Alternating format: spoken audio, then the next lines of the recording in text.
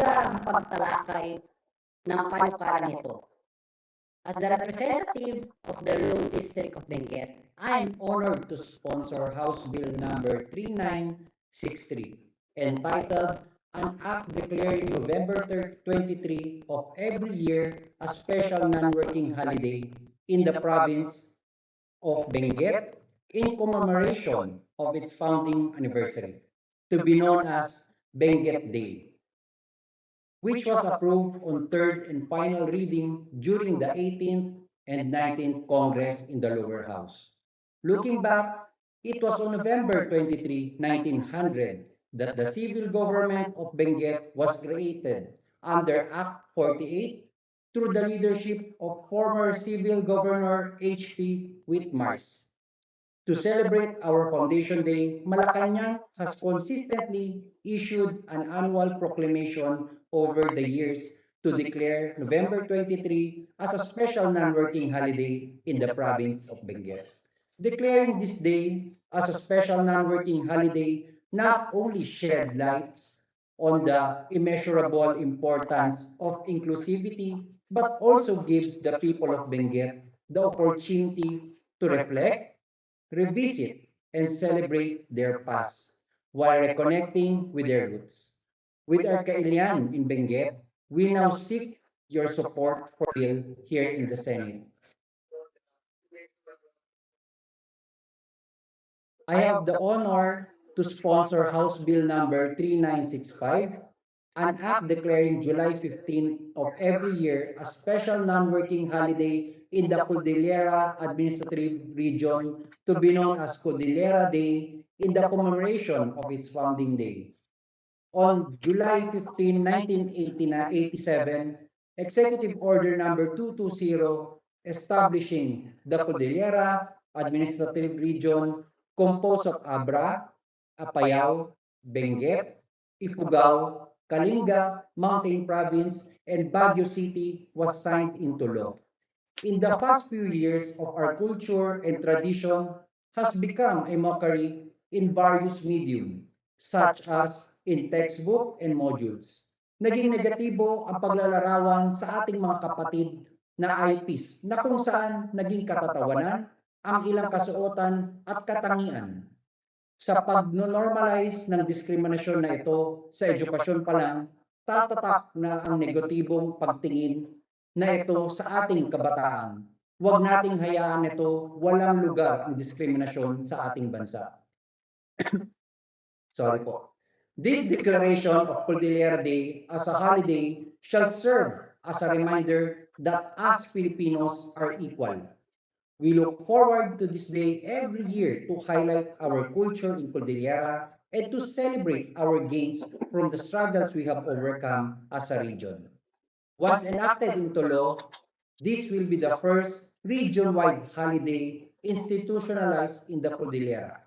Mr. Chair, on behalf of our kababayans in all the province and cities in Cordillera, this is to express that we take pride of our heritage and of our indigenous ways. We are proud Cordillerans. Maraming salamat po, Mr. Chair. Good afternoon po. Thank you, Congressman Eric Yap. Likewise, yours truly is also the adopted son of the different provinces of Cordillera, no, of Kalinga, and likewise of Mountain Province. So be rest assured that anything for Cordillera, you have an ally in the Senate. Thank you, Congressman Eric Yap. Next, the chair would like to, before we move on, next will be House Bill number 3964, Founding Day of Caguadbaran City, Province of Agusan del Norte, by Congressman Dale Corbera. But before we move on, the chair would just like to acknowledge the online presence of Vice Governor Adeline Angeles of Marinduque. Thank you very much, ma'am, for joining us this afternoon. So, Congressman Dale Corbera, you now have the floor, sir. By Congressman Dale Cordero. Before we move on, the chair would just like to acknowledge the online presence of Vice Governor.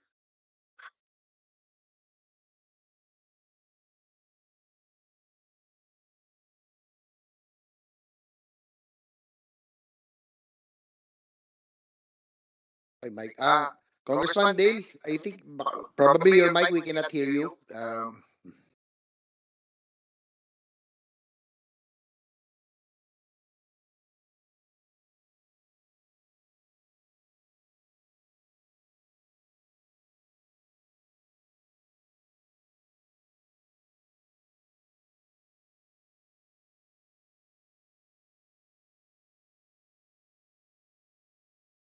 Before we move on, while Congressman Del Corvera is fixing his audio, the chair would like to recognize the presence of our former chair of this committee.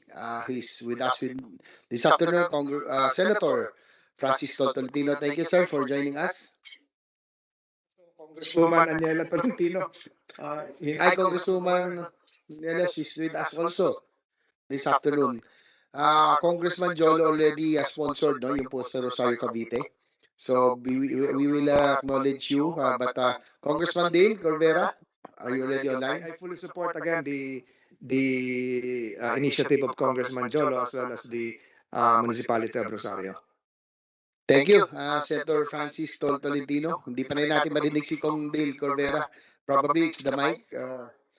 Congresswoman, the chair also would like to acknowledge the physical presence of Congresswoman Tolentino.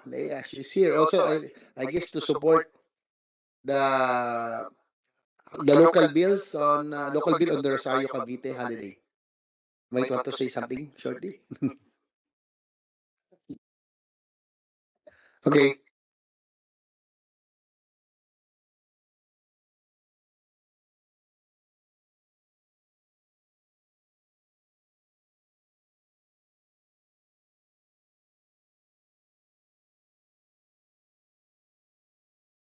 Sige, Kong Dale, we can try again.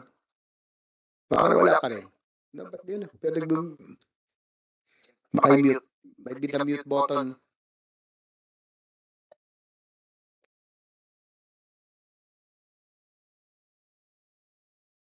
Congressman Dale, we still cannot hear you. Baka yung hindi kayo mute button.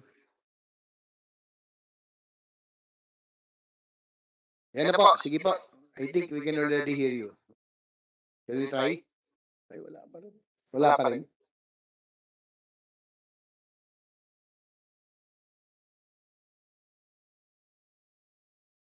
Kong Dale, we'll just go back to you. Isa na lang kay Congressman Ortega. Pag na ay we'll try to fix your yung technical, we're having technical problems with the audio.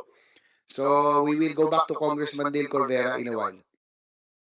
Next is House Bill number 3971, founding anniversary of the province of La Union by Representative Francisco Paulo Ortega.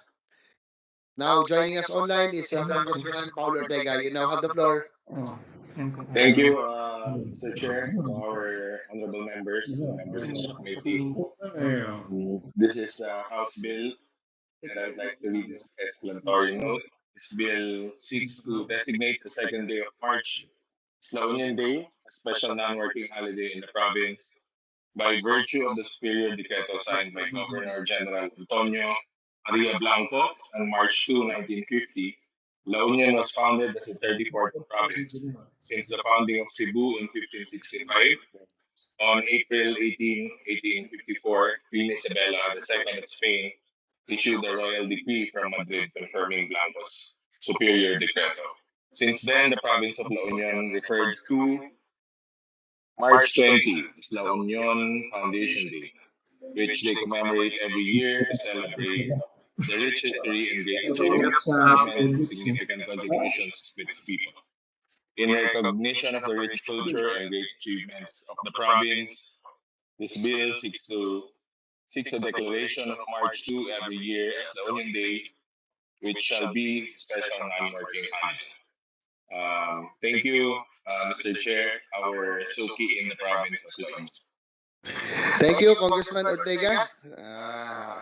I'm almost, I'm not a visitor anymore. When I go to La Union, I'm always there. So be rest assured of that we will already forward all of this and will approve all the other bills that were filed today in this committee this afternoon. Next, Congressman Dale, are you already online? Yes, Mr. Chairman, can you hear me now? Can you Yes, hear me? Congressman Dale, now we can already hear you. Now Thank the you. floor. Thank you.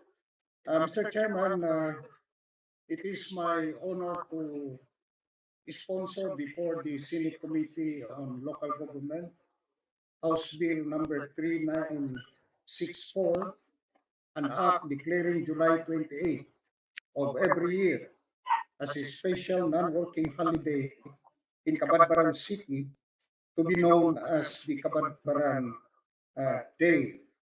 Mr. Chairman, Cabadbaran City is the capital of the province of Agusan del Norte, although the provincial government still holds office in Butuan City, pending the actual transfer of provincial offices to the new capital. The city of Cabadbaran will not be in the economic position it is now without the contribution of its God-fearing, hard-working, pro-environment people of the city of Cabadbaran. And by the way, it is no secret that the city of Cabadbaran, along with the 15 others, became a city in 2008 but was challenged before the Supreme Court. And it was a long and hard-fought battle, but the city of Cabadbaran remained triumphant. The enactment of the proposed measure, Mr. Chairman, will allow my fellow Cabadbaranons to participate in the activities celebrating the cityhood of Cabadbaran in recognition of its people's vital contribution to the development and triumphs of the city. And with that, Mr. Chairman, I would like to ask the benevolence of the committee to support the approval of my bill. Thank you, Mr. Chairman. Thank you, Congressman Dale Corvera. Thank you for joining us this afternoon. Likewise, the chair would like to acknowledge the online presence of Senator Bongo. Likewise, he is a sponsor of the Senate bill declaring founding anniversary of Foundation Day of the Island Garden City of Samal of Province of Davao del Norte. Sen Bongo, you now have the floor. Salamat, Mr. Chair and all resource persons. Would like to manifest my support for the bills declaring local holidays. It is important that we recognize and commemorate events which are historic and special to our people. Magbibigay daan ang mga local holiday para magunita ang kasaysayan at hindi malimutan ang mga okasyon na mahalaga sa ating mga lokal na pamahalaan. In particular, Mr. Chair, I have filed Senate Bill 1299, which seeks to declare March 7 of every year as a special non-working holiday in the island garden city of Samal, Igacos, in commemoration of its founding anniversary. Mr. Chair, Igacos is a place. Igacos is a place very close to my heart. Napakaganda po ng lugar at madalas akong bumibisita doon, lalo na po panahon ng pandemya. Napaka-presko po ng hangin.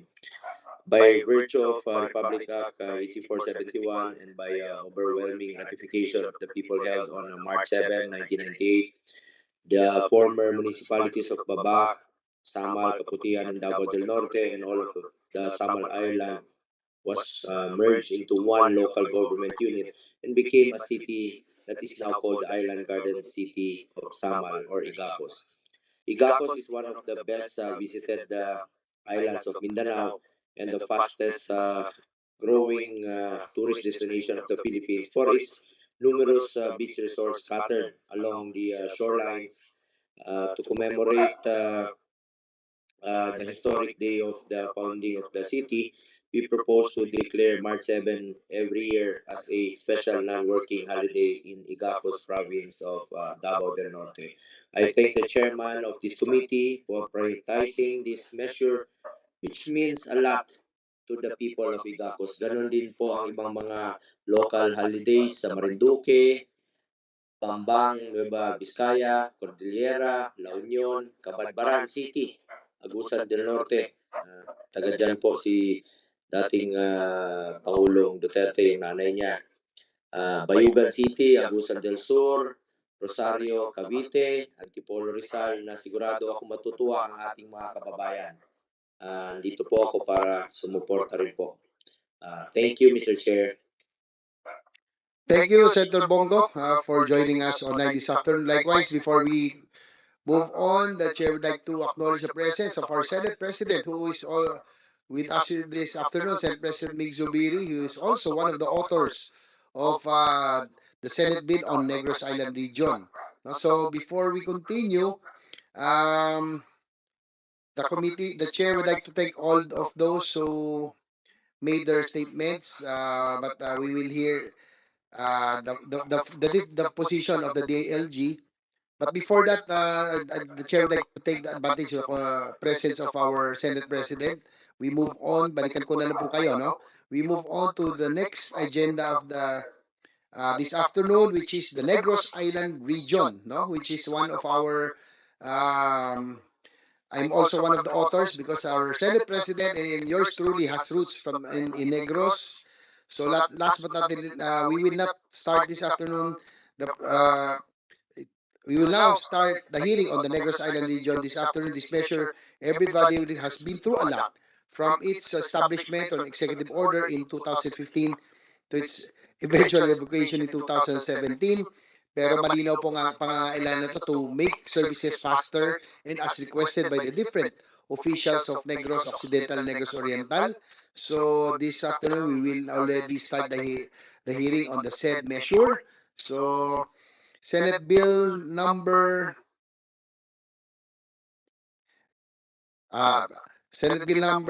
we have a lot of bills. Yours. Yes, ito. Now, the chair would like to acknowledge and give the floor to our Senate President now for his sponsorship speech on his bill regarding regarding the Negros Island region's establishment. Madamo gid nga salamat sa aton kasimanwa, and I say this because the good sponsor and chairman of this committee is actually half Negrense. His mother is from Silay, is that it? Or Talisay? Silay and Bacolod. And Bacolod. The great Gia Gomez, of course, our former mayor of San Juan. Ang akon amay, my dad was from Kabangkalan, and we grew up also in Bacolod City in the early years. And so we trace our roots to this beautiful island region. And I call it island region, Your Honors, because, Mr. Chairman, once upon a time, during the time of President Noynoy Aquino, an executive order was made to create the NIR, which is the Negros Island region. And it was quite successful. They were able to come up with sites to host the different departments. Many local governments were gracious enough to host the offices of the DPWH, the DOH, the DSWD. As a matter of fact, they even chose Kabangkalan, my father's hometown or home city, to be the center, because it's actually in the center. If you're going to Dumaguete or you're going to Bacolod, traveling through Kabangkalan is the usual route, and it's right almost in the center. And the reason why the Negros Island region evolved, Your Honors, is dahil po sa napakalayong mga lugar na pinupuntahan po ng mga taga Negros Island. For example, if you are from Dumaguete or you are from Negros Oriental, I like to recognize Congressman Pimentel, who's here from Surigao. If you're coming from Negros Oriental, you want to file your papers to the DOTR, the LTO, to the DOH, lalakbay ka pa, going to Cebu. Cebu pa yan. Because Negros Oriental is Region 7. So they have to go to Cebu City. You know how far that entails. They'll have to travel from Dumaguete to the southern tip of Cebu, which is Santander, and it's about another 4 hours going up to Cebu City. Maghahanap ka pa ng billeting dyan. You're going to have to find a place to stay, hotel. Gagastos lahat ng mga tao, hindi lang local governments, pero lahat ng mga kababayan natin na kailangan ng national documents, no? Approved. Same goes with Negros Occidental. the people from Bacolod, from Kabangkalan, from Himamaylan, from Hiligaran, all these areas, they have to travel from Bacolod to Iloilo. Eh malayo, hindi po yan 24/7, lalo na pag masama ang panahon, when you're talking about the typhoon season, hindi po kayo makakaroro, hindi sila makakatransact. So that's the concept of why the NIR, Negros Island Region, had been established, is because the ease of doing business with government agencies in this particular region. I'd like to also recognize, Your Honor, Mr. Chairman, si Senator Bato de la Rosa, our distinguished colleague from Mindanao. So, it's the ease of doing business for government transactions, Your Honor. Kung cost lang, nagawa na eh, may buildings na po. I don't think it's going to cost us more to revive ulit the NIR because it has been done for several years. And there was, as a matter of fact, there were already regional directors that were appointed, to this Negros Island region. It is fully supported, I'm sure, and I believe so, it is fully supported by all the LGUs of the Negros Island. In particular, both governors of Negros Occidental and Oriental are pushing for this. I'm sure when we go there, that was the clamor. During the last election, they said, we will support those who will support NIR. I'm sure when the distinguished gentleman from Davao, si Senator Bato, Ronald Bato de la Rosa, goes there now, hinihingi din sa kanya yun, yung Negros Island region. I think it's time because we want to bring government closer to the people. Diba? Yan ang ultimate goal natin, bring the government closer to the people. And the combined population of Negros Island, napakalaki, because I know, because Negros Province, Negros Occidental, I think is one of the top 4 in terms of voting population in the country. No, I just don't know the exact number and I don't want to have to guess. But you're talking about several millions. So hindi po ito hundreds of thousands. Hindi ito 1 million, 2 million population. I think these are several millions. No? I think it's about maybe 4 million population for Negros Island alone. As a matter of fact, yung governor ng Siquijor, gusto din sana sumama sa Negros Island region kasi malayo daw yung Siquijor sa Cebu.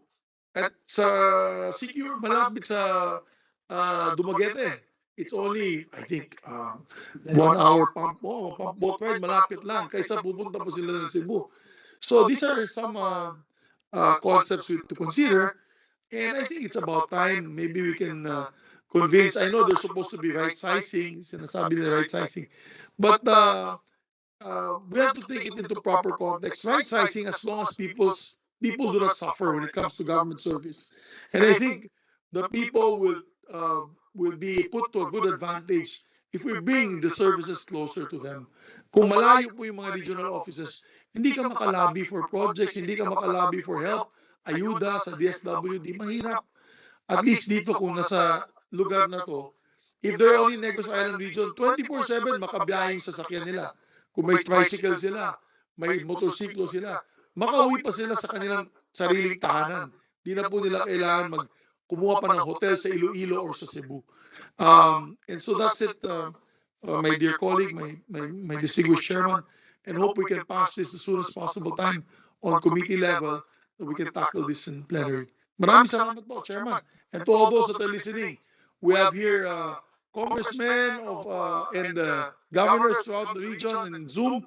Magandang hapon po sa inyo lahat. May hapon sa tanan. And of course, to my dear colleagues, maraming salamat. Thank you, our Senate President Mig Subiri. The Chair would like to acknowledge Senator Bato de la Rosa. Thank you for joining us this afternoon. And also Congressman Pimentel is already here. We will be tackling Ruben after ito sa local holidays and then yung sa Negros Island region. Sen Bato, may you want to say something? Thank you, Mr. Chair.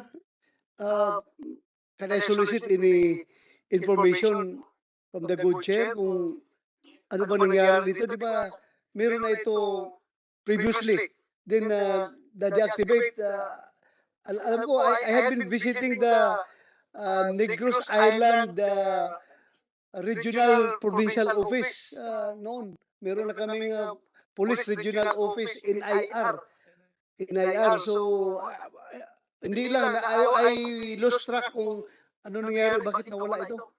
Actually, on May 2015, under President Aquino, he signed already the EO 183, joined the twin Negros provinces into one region, yung pong yung tinatawag na Negros Island region. However, it was revo- uh, on August 2017, President Duterte signed EO 38 revoking the EO 138. So now that there's a very strong clamor, as what Senate President Mig Zubiri has mentioned, because of the delivery of services and for convenience, medyo mahirap nga talaga because of the circumstances.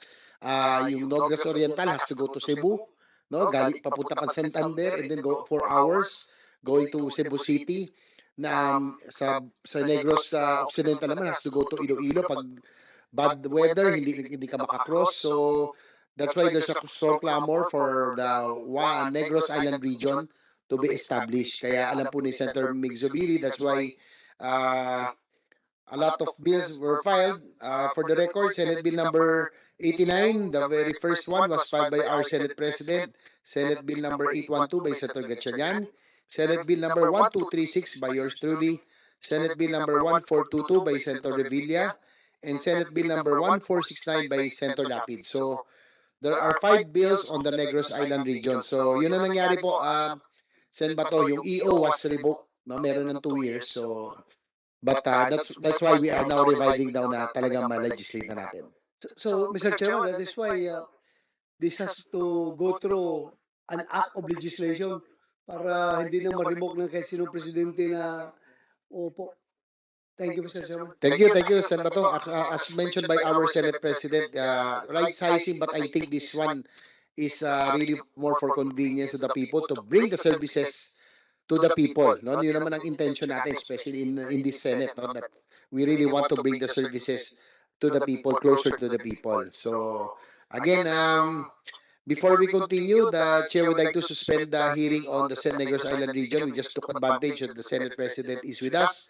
Thank you, Senate President Biggs, for joining us. And I'm very sure that the people of Negros Occidental, sina Governor Bong Lacson, Vice Gov Jeffrey Ferrer, and all the congressmen and the mayors will be very happy, as well as in Negros Oriental, led by Governor Degamo, Vice Gov, and the rest of the congressmen will be very happy to hear that we are moving forward to the bill on the Negros Island region. So, Mr. Chairman, sinabi ko dito sa tabi ko, kapatid ko to may kumpadre, may kapatid. Lahat din ng mga electionist dapat mag-file ng Negros Island Region Bill. Right away, Mr. Chairman. File kayo. Per instruction of my Senate, of our Senate President. Yan ang gusto nila. I will file. File tayo. Thank you. Thank you. thank you, Senate President. Now, also with us is, naku, kumpleto tayo. The leadership is here. Our Senate Majority Leader, Joel Villanueva, is also here to support the different bills that will be heard this afternoon, especially the Negros Island region. Thank you, Mr. Chairman. I was told that our Senate President is here. And of course, I'm here to support the measure. We have been espousing this particular initiative for quite some time. And the records will bail me out. But of course, we wanted also to welcome and appreciate the presence of our former colleague, Congressman Pimentel, and of course, Senator Bato, who is also here. So just want to put that on record, Mr. Chairman, and we will support this measure. And as soon as it gets it lands in the sala of the Majority Leader's office, I mean, talking about your committee report, we will schedule it as soon as possible. Thank you, Mr. Chairman. Thank you. Thank you, dear Majority Leader, Senate President. Yeah, and also while we are here, I fully support the barangay creation of Senator B.S. Congressman Pimentel. All of us do. Okay na yan. Done. Mr. Chairman, he has my 1,000% support. Mr. Chairman, let me also say hello to our good friend, Governor Presby, Velasco, Congressman Corvera. Thank you so much for joining us. Thank you. Actually, a lot of congressmen were here, but I think they're already in session right now. So thank you very much. Yes, and of course, Congressman Eric Yap, our brother. To our congressmen and governors. And Vice Governor Angeles. Thank you. Governor Presby, Thank you. Congressman Dale, Congressman Eric. Co-teacher ko yan sa eskwelahan, mabait yan si Kong Eric. Okay. Saka Vice Governor Angles. Okay, thank you. That's very good news, no? That our Senate President is here, who filed the very first bill on the Negros Island region. Likewise, the majority leader already committed that once the committee forwards this to for plenary discussion, it will be prioritized, as this will again improve the services in the Negros Island region, both Occidental and Oriental. So that's very good news for our Kasimanwas in Negros, no? Be rest assured that we will hear the forward this as we finish this. We will process and forward it already for plenary discussion. Thank you, Senate President Mig Subiri, and also our majority leader. So we now suspend the hearing of the Negros Island region. We now go back to yung po local holidays.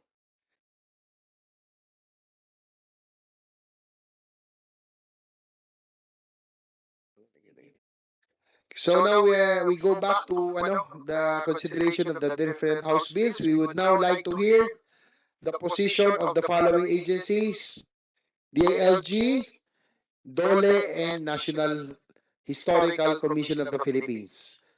First on the list will be DILG, represented by ASEC Donnie Puno. ASEC, you now have the floor for the position of the DILG on the different holidays, no? That were filed. Thank you, Mr. Chairman. Good afternoon uh, to everybody. The department interposes no objection, of course, to all the bills that have been filed regarding the local holidays.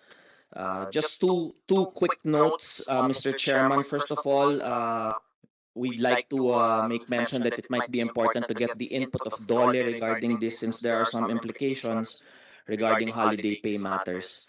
And then the last point, although this might be a matter that is a totally separate discussion, we'd like to make mention also and let the committee know that we are aware that there are pending measures pending, I believe, in the lower house, delegating to the LGUs the enactment of ordinances declaring holidays uh, in their specific locality. So it might be good to revisit this at this point, Mr. Chairman. That's it from the DILG, Mr. Chairman. Thank you very much. Thank you, Asek Donnie. No, we were discussing earlier kasi ang marami rito ang what the congressmen wanted are also what the representatives wanted, and the local officials talagang maging non-working. No, but there are a lot of working ang ano kasi naging rationale why it was not approved before kasi marami na ngang non-working holidays. But we will discuss, no? Kung talagang ganun din naman, siguro basta one, I think kung may ano na, one per province, basta meron ng non-working, probably the other lesser significance, pwedeng non-working, working holidays. Yes, Mr. Chairman. We are the department fully supports that, Mr. Chairman. Thank you. Thank you. I believe si Gov B. Velasco and Kong Dil, you want to say something? Si Gov, meron kayong ano? Thank you, Mr. Chair. Thank you for the opportunity to elucidate further on the House Bill 38, which was introduced by Kong Lord Alan Velasco. So it's important to us, of course, that February 21 of every year as araw ng Marinduque as a special non-working holiday for the province of Marinduque, no? And in addition, Mr. Chair, allow me to also explain another sister bill also introduced by Congressman Lord Alan Velasco, House Bill number 39, which seeks to declare the province of Marinduque as home of the Moriones Festival. I was not able to discuss this during the first time that I spoke about House Bill 38, no? And the province of in the province of Marinduque, the people have held the Moriones Festival since 1807, and this was initiated by Parish Priest of Mugpog, Father Dionisio Santiago. And presently, it is celebrated every Holy Week, no? With the people wearing colorful costumes and masks similar to that of the Roman soldiers. Given that this Moriones Festival originated in the province of Marinduque and their annual celebration, the Moriones Festival has become a part of the identity of the people of Marinduque. Accordingly, it is proper to declare our beautiful province of Marinduque as the home of Moriones Festival. And this would bring great pride to the people of Marinduque. So in view of this, Mr. Chair, I also humbly request that uh, the House Bill number 39, declaring the province of Marinduque as the home of the Moriones Festival be approved, Mr. Chair. Thank you, Mr. Chair. Thank you, Gov. Presby. Be rest assured that we will also consider the said House bill Thank you, Mr. Chair. tackle it after we finish this afternoon. Next, the chair would like to ask the position of Dole, and then right after is the National Historical Commission of the Philippines. For Dole, representing Dole is Alvin Corada. You now have the floor. Thank you, Mr. Chair. I hope my audio is clear po dyan sa plenary. Our respect po to the members of Congress. We support po the legislative measures to declare certain days of the year as special non-working holidays in commemoration po of significant local or national historical, religious, cultural, and special events. Tinignan lang po namin, Mr. Chair, at the national level, meron po tayong currently 20 po na holidays observed nationally. Tinignan din po natin yung 10-year period po na mga naipasa.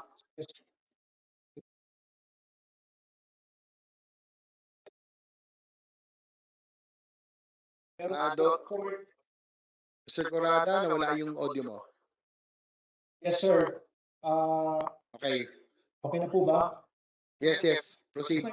As I was saying, Mr. Chair, tinignan po namin yung national holidays po observed nationally today. Meron po tayong 20. And then tinignan din po natin historically, Mr. Chair, from 2012 to 2022. Meron po tayong 40 na po na special non-working day through enactment of Republic Act. Meron naman pong 35 enacted po also by Republic Act na mga special working day, or a total po of 75 special non-working and special working days from 2012 po to 2022. Mr. Chair, sa ating pong mga kapitbahay, ASEAN region, medyo mataas po yung ating number of holidays at 20. Sa Thailand po kasi meron silang 16, sa Malaysia po 15, sa Indonesia po ay 14, sa Singapore naman po ay 11. Yung pong ating current national holidays, ito po ay regular special holidays. Kung 5 days po yung work week po ng ating mga empleyado, halos po isang buwan na po na trabaho po nila itong 20 po na holidays. And we think, Mr. Chair, that this will impact po yung ating productivity po ng ating enterprises. Considering po na marami po sa ating mga enterprises po ay baka po transactional po yung kanilang nature ng business, and tumataas po yung cost, and yung kanilang productivity naman po ay hindi tumataas. But nevertheless, Mr. Chair, we support po the intention, again, as I've mentioned po previously, we support po the intention of these legislative measures po para i-commemorate po yung ating mga historical, religious, cultural, special events po at the local level. Marami pong salamat. Thank you. Also, please just submit your formal position paper for the perusal of this committee as we deliberate. We will submit, Mr. Chair. Thank you very much. Okay, last resource person for this measure is from the National Historical Commission of the Philippines, Ms. Christine Dulnuan. Ma'am, you now have the floor.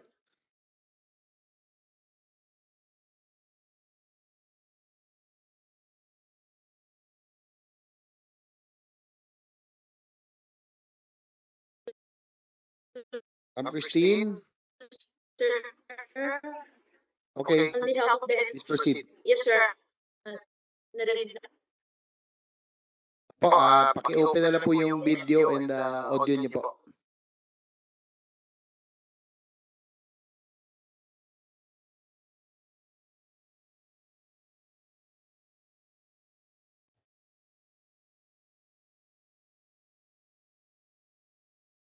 Sir Chair, Sige sorry po, po, baka may mahina ang audio niya, please, kahit audio na lang. Opo. Opo. On behalf of the NHCP, I'd like to say that the Commission supports the said House bills, and we stated this in our letter to the committee dated December 2, 2022. Mr. Chair. Thank you, ma'am.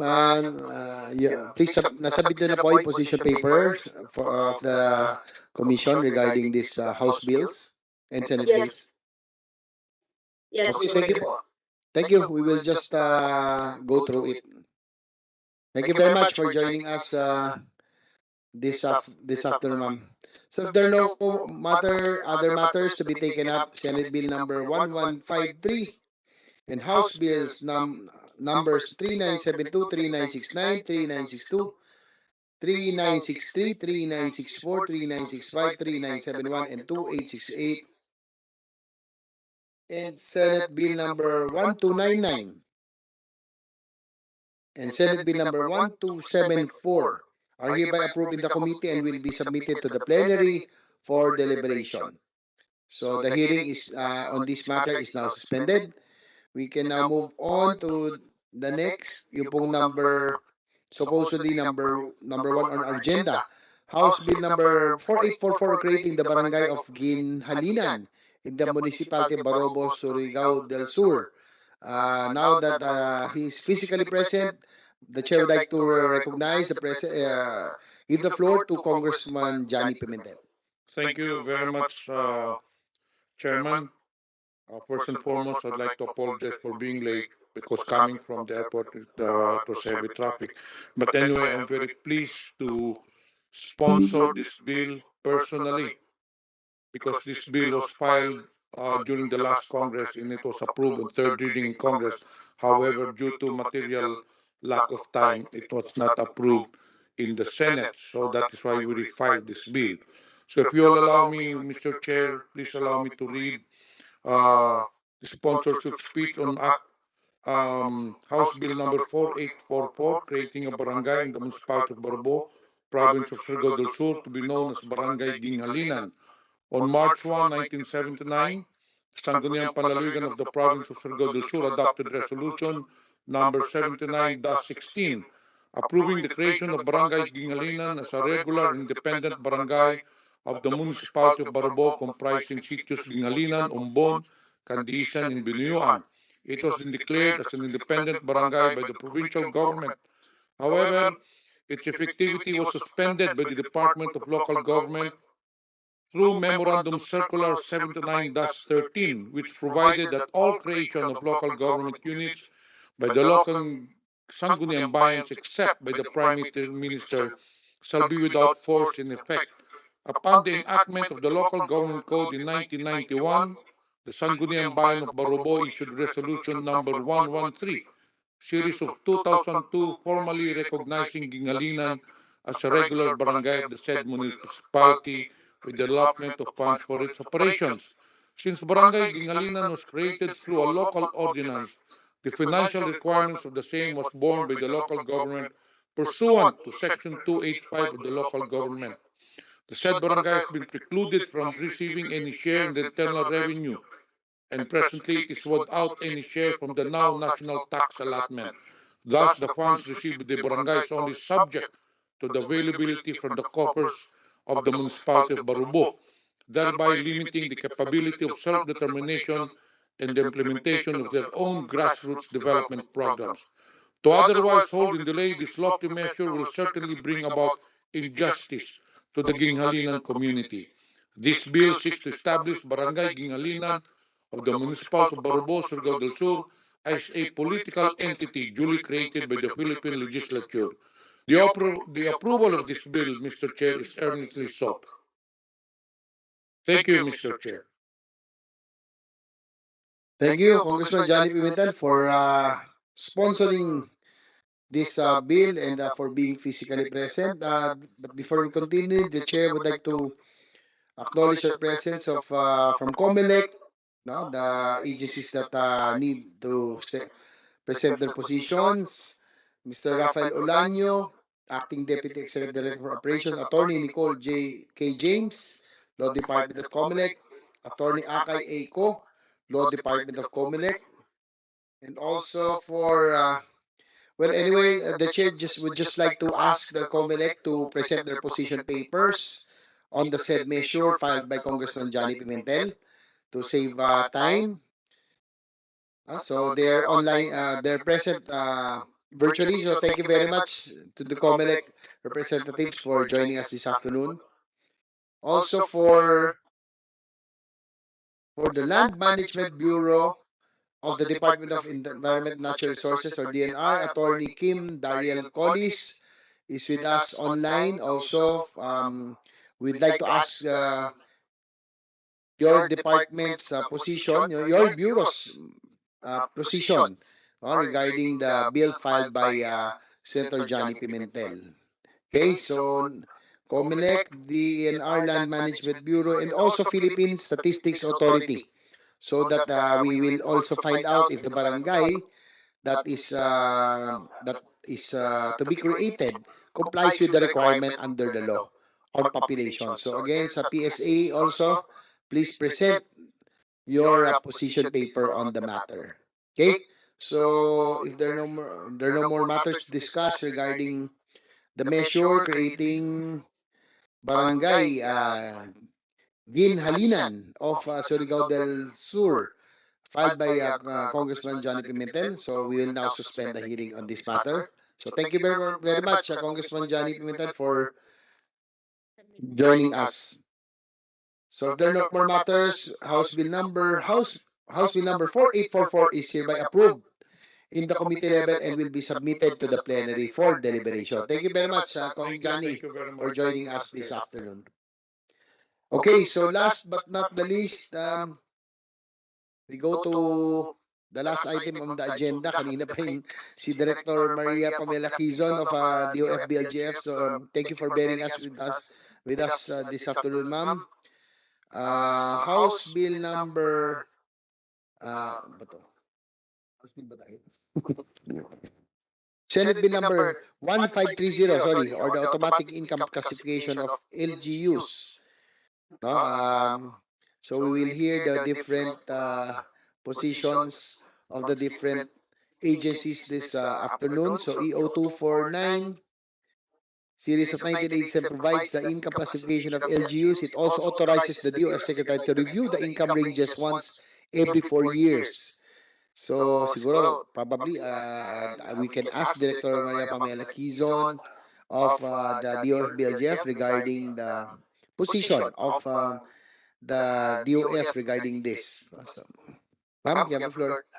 Thank you, Mr. Chairperson. From the Bureau of Local Government Finance, we support the proposed bill on income classification. It has been one of the priority bills of the Department of Finance, specifically because we want to institutionalize the regular income reclassification of all provinces, cities, and municipalities to enable the DOF to effectively and systematically determine the LGU financial capability and fiscal position that are reflective of the economic development and the status of local development.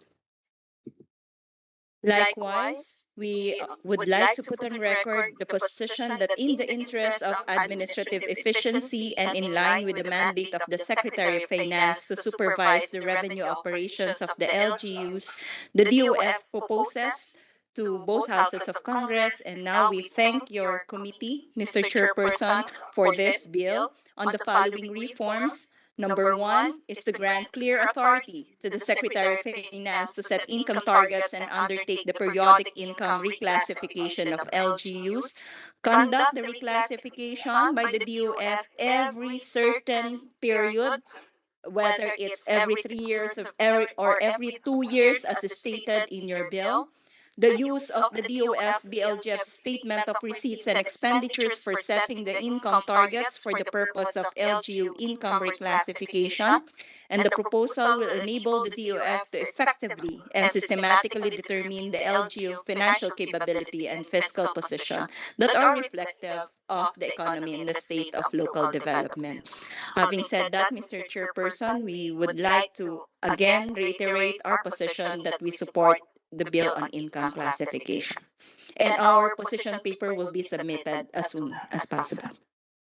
Thank you, Director Maria Pamela Quizon. Thank you very much also for your patience. At least we heard the position already, and you are very supportive. That's why one of the reasons that the House or the Committee on Local Government prioritized this. That's why we took this up because of the request also of your department. Thank you very much, ma'am, for joining us, and we will expect your position papers, your official position paper on this measure. Next, for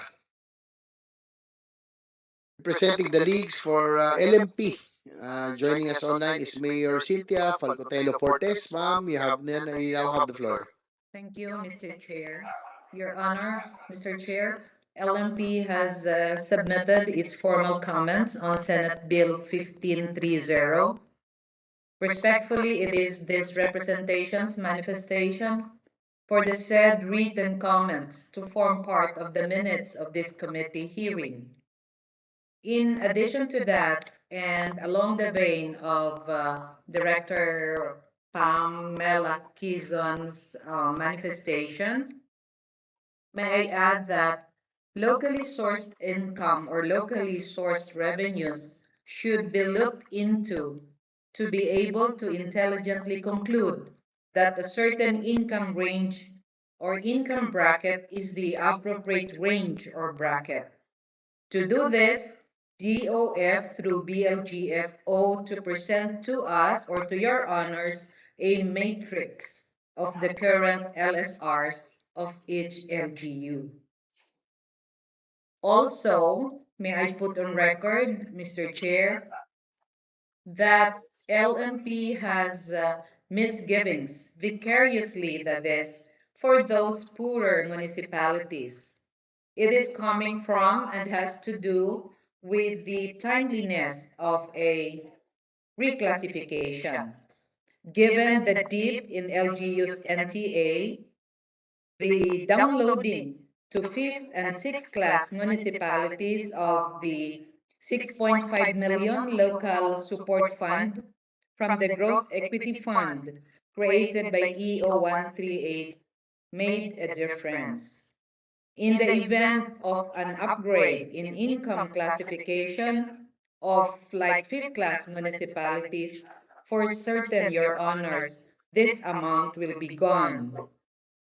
And I perfectly understand that, strictly speaking, income reclassification, if it happens, carries no automatic monetary benefit for LGUs, unless local taxes are raised by amending their tax ordinances or revenue codes.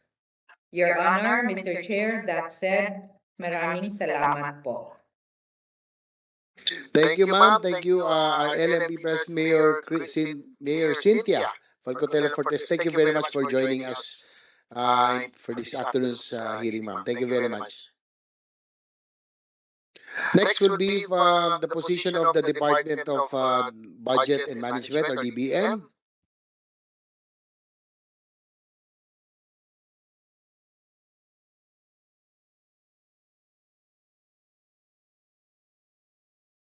Attorney Carlos Borja. Yes, sir. Yes, you now have the floor. On behalf of the Department of Budget and Management, although we haven't submitted our official DBM position paper yet, the same will be submitted as soon as it is approved by our secretary. Nevertheless, sir, we note that the subject matter of the bill is within the technical and functional jurisdiction of the Department of Finance. Accordingly, we deem that the DOF is in the best position to comment and to provide recommendations for your own. Thank you, sir. Thank you from the DBM, Attorney Carlos Borja. Thank you very much. Anyway, Next, also joining us this afternoon is for the League of Province of the Philippines, Ms. Angelica Sanchez, Director for Policy Development. Ma'am, you may say, if you want to say something, but please, kung position paper lang, please don't read it anymore. Just submit it, no? For because of time constraints. Miss Angelica Sanchez, are you there? Yes, good afternoon, Mr. Chair. I don't know if you can hear me po. I'm Yes, trying to yes. put on my video, but it won't open. Yeah. Sorry, Mr. Chair. So the League of Provinces will be submitting its formal position paper once our principals have already signed it. However, we just have 3 points as to the Senate version of the House bill. So basically, first, we support the income reclassification of provinces. However, we just have 3 requests. First, on the Senate bill, Mr. Chair, we would want to see the matrix for the income classification, for the income classes, the income ranges. And then second, we would also like to request for an express provision of on the delegation of the approval of the income reclassification to the DOF. And then third, Mr. Chair, sana for the updating of the income reclassification, there will be no downgrading of the classification of provinces, even just for the first implementation of the bill once it is passed, Mr. Chair. So I think that's all the 3 points we have for this bill, and we support it, Mr. Chair. Thank you, Ms. Angelica Sanchez, representing the League of the Province of the Philippines. Be rest assured that the 3 points that you have raised will be also we will be considered and we take note of that. Thank you, ma'am, for joining us. And last but not the least, representing Mayor Michael Rama of the League of Cities of the Philippines, Mr. Jose Carlos Alexis Bayran. Are you online, sir? Yes, you now have the floor.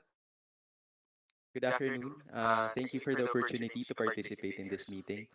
The League supports Senate Bill 1530, which aims to institutionalize the automatic income classification. So, Mr. Chair, we just have 3 points po. The League welcomes the intent of the bills to confer with the DOF the clear authority and mandate to undertake regular income reclassification in consultation with the LGU leagues. This will address the ambiguity regarding the power of the DOF Secretary to update income classifications. Number two po, we also see the wisdom in undertaking income reclassification of LGUs every 2 years to ensure proper turnover for local elected officials. And lastly, the League supports the bill's proposal to use the average annual regular income of LGUs in formulating the income brackets and increments per income class, as this will accurately reflect the prevailing economic conditions and capacities of LGUs. So with this po, Mr. Chair, the League expresses its strong support for the bill.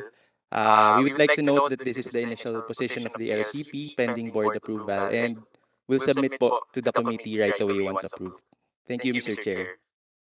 Thank you, Mr. Jose Carlos Bayran, representing the LCP or League of Cities of the Philippines. So, iulat na lang, no? We'll request the Union of Local Authorities of the Philippines and Liga ng mga Barangay, sila na lang iwala yung respective positions. So, DILG, DBM, DOF, BLGF, League of Provinces, League of Cities, League of Municipalities, no? We shall await for your positions on this measure. So, if there are no more matters to be taken up, Senate Bill number 1530 is hereby approved in this committee and will be submitted to the plenary for deliberation. Thank you for joining us this afternoon. Last but not the least, we will resume hearing on the Negros Island region. We'd like to hear from BBM, DILG, DOLE, and the different leagues. So to save time, probably can already submit their position papers on this matter regarding the creation of the Negros Island region. Siguro, quickly na lang, nandito naman si Asek Donny Puno, if you have a position of the DILG. Yes, Mr. Chairman, very quickly, the DILG supported in 2015 the Negros Island region when it was first established in 2015, and we still support it now, Mr. Chairman. Thank you. Thank you, Asek Donny Puno. Thank you very much. Sana lahat ng resource person, ganyan kabilis. submit na lang position, tapos konti na lang, di ba? Para mabilis tayo. Okay, so we do not, kasi kung resort yung mga position papers, that is meant to be read, no, not to be presented. So dapat ganun. Thank you for the support for the Negros Island region. Next, DBM, kung nandiyan pa ba? Online pa ba yung DBM? Afternoon again, Mr. Chair. Yes, probably I take advantage of your opportunity that you are still present. Your position, the DBM Association, the creation of Negros Island region. Mr. Chair, as regards our general comment on the appropriation provision, it is noted that the same is consistent with the standard language on appropriations. And for our official DBM position paper, we will submit the same as soon as possible. Thank you, sir. Thank you, Attorney Carlos Borja, DBM. The representative from Dole, is he still online? Yan, Mr. Alvin Corada, sir, your position on the Negros Island region, no? Kasi may mga concerns dyan, if it will help address the labor concerns of the region and how it will benefit from the establishment of the NIR. Probably can just submit the position paper of Dole regarding the measures creating Negros Island region. We will submit, Mr. Chair. Thank you. Thank you. Thank you for Mr. Alvin Curada of Dole. To the different leagues who are still present, nandiyan pa ba? Sa League of Provinces, League of Cities are still here. Yes, Mr. League of Chair, from the League of Provinces po, we're still here. So, Yes, ma'am. but sweet po, yes, we do support the creation of the Negros Island region, Mr. Chair. Thank you. Thank you very much. That was indeed very short and very sweet. Thank you for the support for the creation of the Negros Island region, ma'am. Thank you very much, and please send our appreciation to National President Governor Tamayo for the support for the creation of this measure. Yes, we will po, Mr. Chair. So it's DILG, DBM, Dole, League of Provinces already. Thank you. Siguro yung ulap na lang, no? Yun yung local authorities if they want to submit since they are not here.